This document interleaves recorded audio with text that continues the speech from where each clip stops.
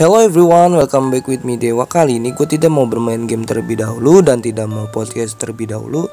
Tapi di sini gue mau menjawab beberapa pertanyaan dan beberapa orang yang bilang ke gue lah istilahnya gitu. Gak usah banyak bacot, kita langsung aja ya ke jawabannya.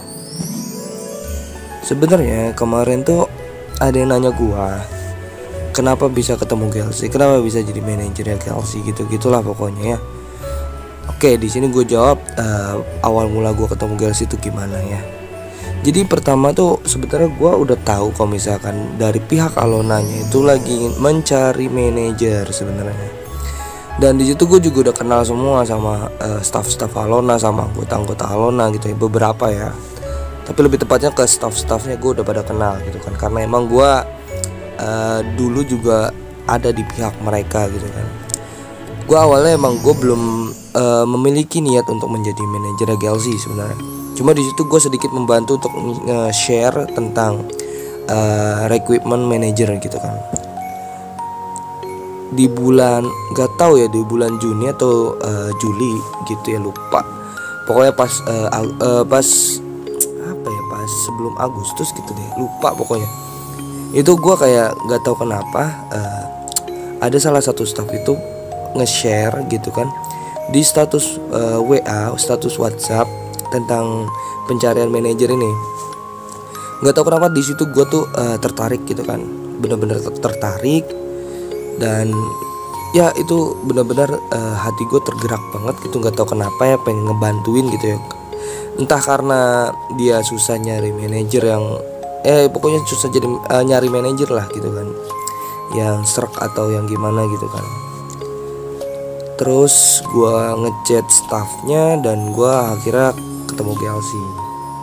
Pada dasarnya gitu, pertama sih agak gampang ya, maksudnya berjalan dengan lancar gitu kan. Cuma gue pas awal-awal tuh gue kaget banget sih. Kagetnya di saat gue pas kenalan sama Galaxy dan gue tanya tentang VTuber, dia tuh kurang paham tentang VTuber ternyata. Dan di situ gue kaget banget sih, ini kenapa ya si Galaxy ini tidak dijelasin soal VTuber pada waktu itu. Dan pada saat gue jadi mencalonkan atau ya pokoknya itulah jadi manajer Galaxy, disitulah gue baru ngasih tahu tentang VTuber. Apapun itu yang gue tahu, yang gue punya ilmunya, itu gue kasih ke Galaxy semua. Jadi pada saat itulah Galaxy tahu VTuber itu harus ngapain dan VTuber itu apa gitu. Itu awal mula gue ketemu Galaxy. Dan kemarin ada yang bilang ke gue itu apa ya, kemarin tuh gue lupa. Oh iya, ada yang bilang gue itu VTuber gagal gitu, atau virtual YouTuber yang gak niat atau gagal lah pokoknya gitu kan.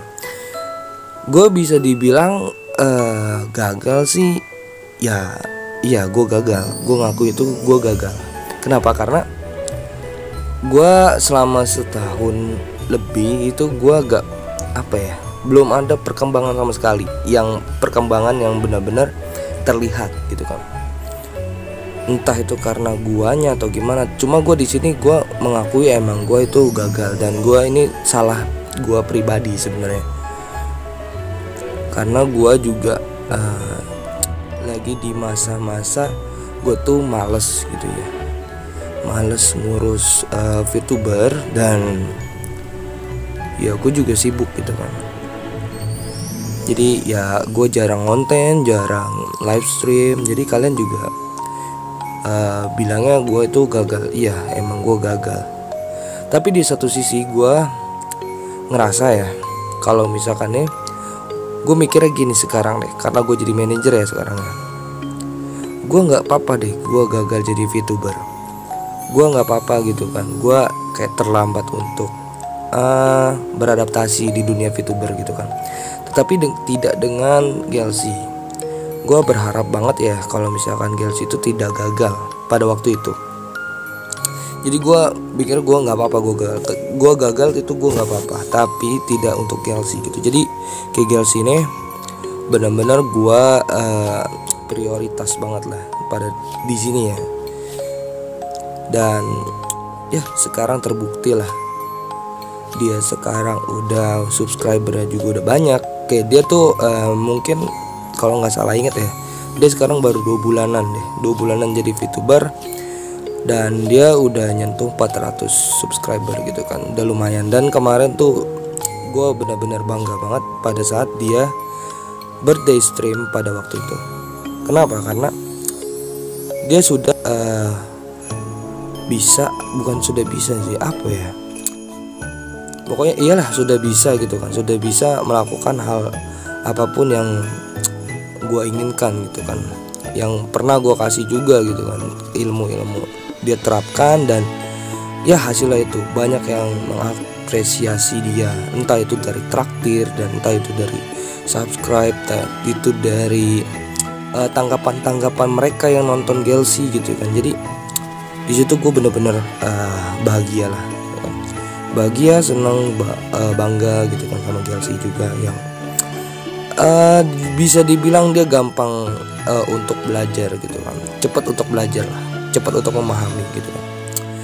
Ya itulah pokoknya gue bangga sama Gelsey. Tapi di satu sisi gue keselnya kenapa? Karena dia tuh susah diatur sebenarnya, susah diatur dalam waktu lah. Dia susah diatur waktu. Misalkan dia kemarin udah full stream dari hari Senin sampai hari Sabtu. Itu dia udah full stream, dan dia benar-benar kayak full streamnya tuh kayak bisa sampai malam, bisa sampai pagi gitu, bahkan kayak ya itulah, kayak susah diaturnya di situ. Cuma di sini gue nggak mau nggak mau ngasih batasan, ngasih pressure lagi gitu kan ke dia gitu kan. Takutnya emang dia tuh nggak nyaman gitu ya. Karena gue tuh nggak mau kalau misalkan dia tuh benci sama gue, benci dalam hal kayak dia tuh nggak suka sama gue. Takutnya ya itu, kalau misalkan dia udah benci sama gue, otomatis dia tuh nggak mau kerja sama gue lagi. Dan gue mikirnya apa yang harus gue pertahankan lagi kalau misalkan momen itu terjadi. Jadi gue kalau misalkan Gelsey stream kayak malam, kayak pagi gitu kan, kayak tengah malam, tengah buta gitu kan, ya gue nggak apa-apa. Cuma gue selalu ngingetin kalau misalkan itu tetap jaga kesehatan, jangan lupa istirahat, kalau sakit jangan ngeluh. Gue pasti gitu sih kalau misalkan ke Gelsey. Ya begitulah pokoknya kalau misalkan sama Gelsey ya. Apapun itu, kalau misalkan gue bikin salah atau nggak tahu siapa yang salah, nggak tahu siapa yang benar, itu gue selalu minta maaf, karena gue nggak mau Gelsey tuh sakit hati terus gimana tuh sama gue gitu. Jadi kayak gue ngejaga dia banget gitu kan. Walaupun emang gue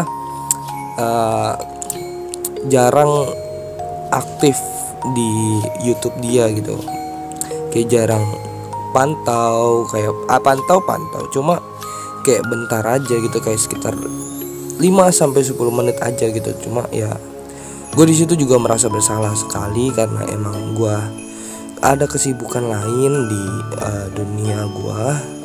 Jadi gue merasa bersalah banget gak bisa pantau Gelsey gitu.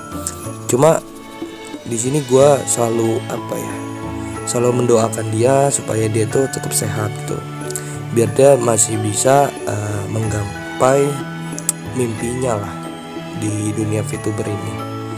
Jadi gitu sih guys. Jadi kalian nggak apa-apa nganggap gua gagal. Gua juga merasa itu. Cuma gua tidak bisa mengatakan gagal ke Gelsey. Tuh. Kalian boleh kalian hina gua, nggak apa-apa. Cuma tidak untuk Gelsey. Gelsey itu baru. Gelsey itu harus butuh dukungan, motivasi gitu kan, biar dia lebih semangat lagi. Jadi ya mungkin segitu aja dulu dari konten gua. Ini mungkin nanti judulnya adalah curhat hati atau isi hati seorang dewa. Itulah pokoknya. Ya pokoknya segitu aja dulu dari konten gua. Mungkin ini agak cringe ya untuk kontennya, cuma inilah yang pengen gue ucapin ke kalian dan ke Gelsey juga. Pokoknya Gelsey, congratulations untuk 400 subscriber. Semoga kamu makin maju lagi, makin berkembang lagi. Dan ya mungkin gua ini ngucapinnya 2 kali. Pokoknya selamat ulang tahun untuk Chelsea.